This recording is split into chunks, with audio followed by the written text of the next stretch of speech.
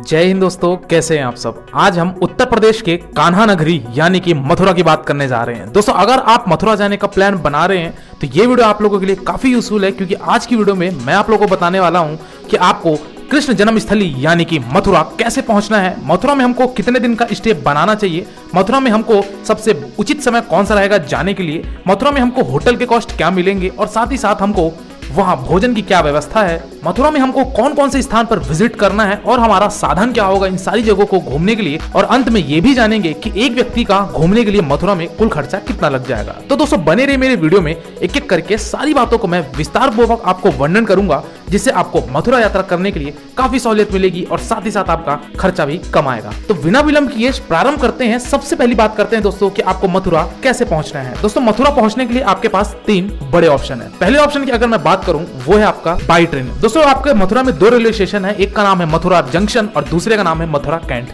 तो आप अपने शहर से देख लीजिए कि आपको कौन से स्टेशन के लिए ट्रेन अवेलेबल है। दोनों ही स्टेशन आसपास हैं, ज्यादा दूरी नहीं है, तो आप बाई ट्रेन के माध्यम से मथुरा रेलवे स्टेशन पहुंच सकते हैं। दूसरे ऑप्शन की अगर मैं बात करूं दोस्तों, वो है आपका फ्लाइट। अगर आप फ्लाइट से आना चाहते हैं तो जो नियरेस्ट एयरपोर्ट है वो तो आगरा है, जो कि मथुरा से 60 किलोमीटर की दूरी पे स्थित है।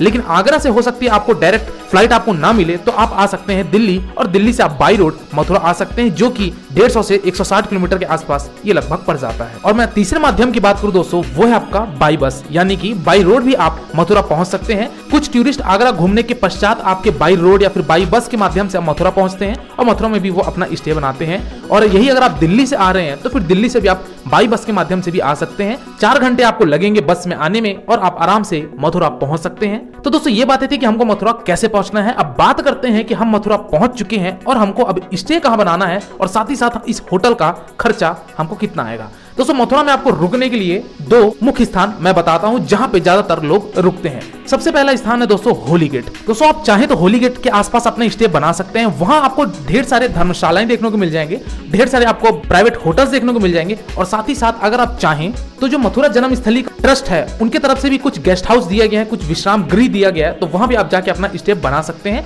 तो ये तो बात की आपको होली गेट के पास रुकना है। दूसरा स्थान दोस्तों आपका ये है द्वारकाधीश मंदिर के आसपास, जो वहां पे शॉप्स हैं, वहीं आसपास आपको होटल्स भी देखने को मिलेंगे और वहां भी कुछ आपको धर्मशालाएं देखने को मिल जाएंगी। अब बात करते हैं दोस्तों इस धर्मशाला के कॉस्ट की और होटल के कॉस्ट की। तो आपको 150-200 रुपए से स्टार्ट होकर आपको ये 300-400 तक आपको धर्मशाला देखने को मिल जाएंगे। एक दिन का रूम का किराया है। वही अगर बात की जाए प्राइवेट होटल्स की, तो दोस्तों प्राइवेट होटल्स के कॉस्ट भी आपको 600 से देखने को मिल जाएंगे और 1000 रुपए तक, 1200 रुपए तक आपको अच्छे से अच्छा होटल देखने को मिल जाएगा एसी रूम के साथ। तो आप अपने हिसाब से अपना स्टे बना सकते हैं कि आपको धर्मशाला में रुकना है या फिर आपको प्राइवेट होटल्स में रुकना है या फिर आपको कृष्ण जन्मस्थली मंदिर ट्रस्ट की तरफ से जो गेस्ट हाउस दी जाती है वहां आपको अपना स्टे बनाना है। चलिए दोस्तों, इसी के साथ साथ बात कर लेते हैं कि हमको मथुरा में खाने पीने की क्या व्यवस्था है और हमको कितना खर्चा पड़ जाएगा। दोस्तों, यहाँ पे खाने पीने के भी आपके पास 2 विकल्प है। पहला विकल्प तो ये कि जैसा कि मैंने आपको अभी बताया कि राम जन्मस्थली जो मंदिर ट्रस्ट है उनके तरफ से आपको कुछ भोजनालय दिया जाता है, तो वहां भी आप जाके अपन भोजन ग्रहण कर सकते हैं। बहुत ही स्वादिष्ट भोजन होता है। तो अगर आप वहां अपना भोजन करना चाहते हैं तो कृष्ण जन्मस्थली मंदिर ट्रस्ट के द्वारा जो भोजनालय है, जो प्रसादालय है, वहां जाके आप अपना भोजन ग्रहण कर सकते हैं। अन्यथा चाहे तो आप होली गेट के पास या फिर द्वारकाधीश जो मंदिर है वहां पे आपको ढेर सारे फूड के ऑप्शन है, लाइन से आपको फूड के ऑप्शन मिलेंगे, तो वहां भी आप अपने भोजन कर सकते हैं। खाने पीने की कॉस्ट की अगर मैं बात करूं दोस्तों, तो आपको 60 रुपए से थाली स्टार्ट हो जाती है, 60 रुपए, 80 रुपए, 100 रुपए, इस तरीके से आपका कॉस्ट बढ़ते जाता है। दोस्तों, यहाँ पे एक चीज और मैं बताना चाहूंगा कि मथुरा में वहां के पेड़े और वहां के जो लोकल डिशेस हैं तो उन सब का भी आप स्वाद ले सकते हैं। मथुरा में एक सबसे फेमस फूड कोर्ट है जिसका नाम है ब्रिजवासी फूड कोर्ट। दोस्तों, ब्रिजवासी फूड कोर्ट, हालांकि वहां पे छोटे छोटे बहुत सारे केंद्र बने हुए हैं, तो वहां जाके आप वहां के लोकल डिशेस, मथुरा के व्यंजन, इन सारी चीजों का आप स्वाद ले सकते हैं। एक बार जरूर वहां के लोकल डिशेस का जरूर आनंद उठाइए। काफी स्वादिष्ट स्वादिष्ट चीजें आपको मिलती है, दूध के साथ, लस्सी के साथ, मलाई के साथ, अनेक प्रकार के वहां व्यंजन बनाए जाते हैं। चलिए दोस्तों, आगे बात करते हैं कि मथुरा में हमको आने के लिए सबसे बेस्ट समय कौन सा है और हमको मथुरा में कितने दिन का स्टे बनाना चाहिए। दोस्तों, मथुरा में आपको अगर भीड़ नहीं चाहिए तो फिर आप विंटर के टाइम पे आ सकते हैं और चाहे तो आप समर के समय भी आ सकते हैं। मथुरा में जो आपको भीड़ देखने को मिलेगी दोस्तों, वो कृष्ण जन्माष्टमी में मिलती है, रामनवमी में मिलती है और आपको होली के समय पे मिलती है, क्योंकि मथुरा की होली भी काफी ज्यादा प्रसिद्ध है। तो दोस्तों, ये 3-4 पर्व में अगर आप आते हैं, यानी कि कुल मिलाकर ये कहना चाहिए कि श्री कृष्ण पर्व अगर कुछ भी रहा तो उसमें आपको मथुरा में बहुत ज्यादा भीड़ देखने को मिलेगी। अन्यथा आप किसी भी समय पे आ सकते हैं, आपको भीड़ का सामना नहीं होगा। अब इसी के साथ साथ ये बात कर लेते हैं कि मथुरा में हमको कितने दिन का स्टे बनाना चाहिए। तो दोस्तों, आपको मथुरा 2 दिन के लिए सफिशिएंट है। 2 दिन में आप आराम से पूरे मथुरा को घूम लेंगे। हालांकि मथुरा में आपके 1-2 100 नहीं बल्कि कि हजारों मंदिर हैं छोटे और बड़े मिलाकर, लेकिन सभी मंदिर नहीं, मैं प्रमुख मंदिर की बात कर रहा हूँ, तो आप आराम से 2 दिन में घूम लेंगे। वैसे तो टूरिस्ट मथुरा, वृंदावन और बरसाना इन सारी जगहों को भी कवर करते हैं, लेकिन आज की वीडियो में मैं आपको मथुरा के पर्टिकुलर वीडियो बना रहा हूँ। आने वाले समय पे मेरे चैनल पे आपको सभी की वीडियो मिल जाएगी, वृंदावन हो, गोकुला हो, चाहे बरसाना हो, सभी की वीडियो आपको मेरे चैनल पर मिल जाएगी। तो दोस्तों आपको क्लियर हो गया होगा कि 2 दिन पर्याप्त है पूरे मथुरा को घूमने के लिए। चलिए दोस्तों अब बात करते हैं कि मथुरा में हमको कौन कौन से स्थान पे विजिट करना है। अब उसकी मैं एक प्रॉपर आइटनरी आपको बताता हूँ। सबसे पहले आपको जाना है श्री कृष्ण जन्म स्थल। दोस्तों यहाँ पे कृष्ण जी का जन्म स्थल ही है जिसमें आपको सबसे पहले दर्शन करना है। और दर्शन करने से पहले मैं आपको एक चीज इंपॉर्टेंट ये बता दूं कि मथुरा में जितने भी मंदिर हैं और वृंदावन में जितने भी मंदिर हैं, ये सारे मंदिर दोपहर के 12 बजे से लेकर 4 बजे तक ये मंदिर क्लोज रहते हैं। तो ये 4 घंटे का टाइम पीरियड में आप मंदिर में प्रवेश मत करिएगा, इसके पहले आ जाइए, या फिर आप 4 बजे के बाद रात 9 बजे 10 बजे तक मंदिर ओपन रहता है, तो इस बीच में आप जाके दर्शन कर सकते हैं। इस चीज का आप जरूर ध्यान रखिएगा। तो दोस्तों सबसे पहले आपको जन्म स्थली जाना है। इस मंदिर में प्रवेश करते साथ ही आपको यहाँ की वास्तुकला, यहाँ का नक्काशी और यहाँ की चित्रकला काफी ज्यादा आपको मनमोहक लगेगी। लेकिन अफसोस ये है कि आपको यहाँ मोबाइल कैमरा मंदिर परिसर के अंदर अलाउ नहीं किया जाता। तो आपको बगल में एक क्लॉक रूम मिलेगा, अमानती घर मिलेगा, जहाँ पे आप अपने मोबाइल रख सकते हैं, बैग रख सकते हैं, कैमरा रख सकते हैं। 10 रुपए वहाँ आपके लिया जाता है और आपके सुरक्षित मोबाइल और कैमरा रखा जाते हैं। दोस्तों अगर आपकी टीम में अगर कोई बुजुर्ग है और वो चलने में असहाय है, तो वहाँ पे आपको व्हील चेयर की भी फैसिलिटी मिलती है। तो अगर आप व्हील चेयर से अपने परिजनों को दर्शन करवाना चाहते हैं, तो आप व्हील चेयर के माध्यम से मंदिर परिसर में आप श्री कृष्ण के दर्शन कर सकते हैं। तो दोस्तों आप मंदिर परिसर में प्रवेश करिए, राधे राधे का नाम लेते हुए, जय श्री कृष्ण का नाम लेते हुए आप गर्भगृह में पहुंचिए, वहाँ दर्शन कीजिए, हरे कृष्णा का जाप लेते हुए झूमते हुए मंदिर से बाहर आइए। और मंदिर परिसर में ही आपके एक केशव देव भी है, जो कि वहाँ पे आपको कृष्ण जी की स्टैचू मिलेगी, वहाँ पे आपको मूर्ति मिलेगी। तो वहाँ पे आप जाइए, मत्थे टेकिए, दर्शन कीजिए, जय श्री कृष्ण कहते हुए आप मंदिर परिसर के बाहर आइए। और आपको मंदिर परिसर में ही बहुत सारे अनेक मंदिर छोटे छोटे देखने को मिल जाएंगे। सभी देवताओं के आपको मंदिर देखने को मिलेगी, जैसे कि जगन्नाथ मंदिर, शिव मंदिर, हनुमान मंदिर, माँ दुर्गा मंदिर, ये सारे मंदिर के भी आप दर्शन कीजिए और उस मंदिर में कुछ समय बिताइए। श्री कृष्ण जन्मस्थली में वहाँ के छत पे आपको श्री कृष्ण के रासलीला का चित्र रूप में वर्णन किया गया है, तो वहाँ भी आप जाके वहाँ के चीजों को देखिए, वहाँ के शब्दों को महसूस कीजिए, काफी अच्छा आपको अनुभव मिलेगा। तो आप इस तरीके से श्री कृष्ण जन्मस्थली को आप दर्शन कीजिए और आप प्रस्थान कीजिए दूसरे स्थान पे, वो है आपका द्वारकाधीश मंदिर। दोस्तों द्वारकाधीश मंदिर जो कि मथुरा का ये भी एक प्रसिद्ध मंदिर है, यहाँ पे भी आप जाइए, श्री कृष्ण जी के दर्शन कीजिए। यहाँ पे आपको रुक्मणी माता जी के भी दर्शन होंगे, तो इन दोनों के दर्शन कीजिए। और द्वारकाधीश मंदिर में प्रवेश करते साथ ही इस मंदिर का जब आप लुक देखेंगे तो आप काफी ज्यादा आश्चर्य रह जाएंगे कि यहाँ की वास्तुकला को आखिर किस तरीके से निर्माण किया गया है। इतनी सुंदर नक्काशी, यहाँ की चित्रकला काफी ज्यादा आपको लुभाई। तो आप मंदिर में जाइए और रुक्मणी जी के और श्री कृष्ण जी के दर्शन कीजिए। और भी यहाँ छोटे छोटे अनेक मंदिर है, उनके भी दर्शन कीजिए और प्रस्थान कीजिए आप अगले स्थान की तरफ,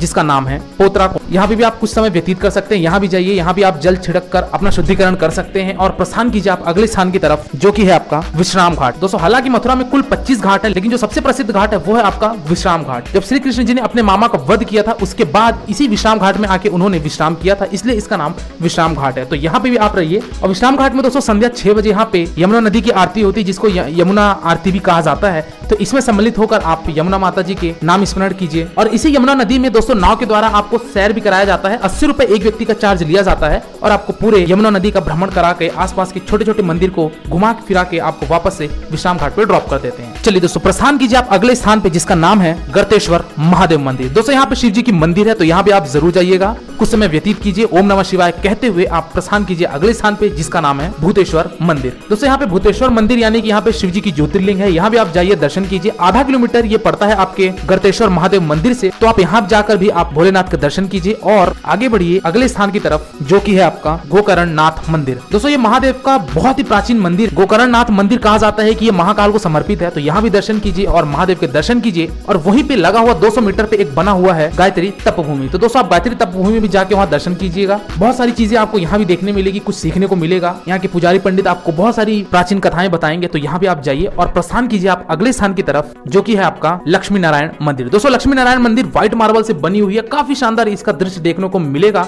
जिसको बिरला मंदिर भी कहा जाता है। दोस्तों इस मंदिर के अंदर आपको श्री कृष्ण की स्टैचू देखने को मिलेगी, तो इनके भी दर्शन कीजिए। यहाँ के मंदिर के पूरे प्रांगण में आप घूमिए, यहाँ के नजारे देखिए, यहाँ की वास्तुकला देखिए और आगे बढ़िए अपने अगले स्थान की तरफ, जो कि है आपका चामुंडा देवी मंदिर। चामुंडा देवी मंदिर दोस्तों 51 शक्तिपीठ में एक शक्तिपीठ भी माना जाता है, तो यहाँ पे भी आप जाइए और चामुंडा देवी के दर्शन कीजिए, जय माता दी कहते हुए आप प्रस्थान कीजिए अगले स्थान की तरफ, जो कि है गवर्नमेंट म्यूजियम मथुरा। दोस्तों गवर्नमेंट म्यूजियम मथुरा में आपको कुछ प्राचीन वस्तुएं देखने को मिलेंगी, जो कि बहुत बड़ा संग्रहालय संग्रहालय है, तो यहाँ भी आप जाइए। इस चीज का ध्यान रखिएगा कि ये म्यूजियम मंडे को क्लोज रहता है और 15 रुपए यहाँ की एंट्री फीस है, तो यहाँ भी आप जाके इस गवर्नमेंट म्यूजियम में भी कुछ समय व्यतीत कीजिएगा। तो दोस्तों ये सारे स्थान थे जहाँ आपको मथुरा में विजिट करना है। अब बात करते हैं कि इन सारे स्थान को घूमने के लिए हमारा साधन क्या होगा। तो दोस्तों मथुरा में आपको auto, taxi, e rickshaw, rickshaw, ये सारी चीजें आराम से उपलब्ध है। तो मैं आपको ये सुझाव दूंगा दोस्तों कि आप ई रिक्शा लीजिए, क्योंकि वहाँ पे ई रिक्शा बहुत ही ज्यादा पैमाने पे चलता है। आप ई रिक्शा लेकर आप सारी जगह को घूम सकते हैं। आप बुकिंग मत कराइए, क्योंकि सभी मंदिर आस पास में ही है, 2 से 4 किलोमीटर के दायरे में है। तो आप ई रिक्शा से 5 रुपए 10 रुपए में इन सारी जगहों को कवर करके पूरे मथुरा को आप एक्सप्लोर कर सकते हैं, पूरे मंदिर को दर्शन कर सकते हैं और साथ ही साथ आप जहाँ कहीं जाना चाहें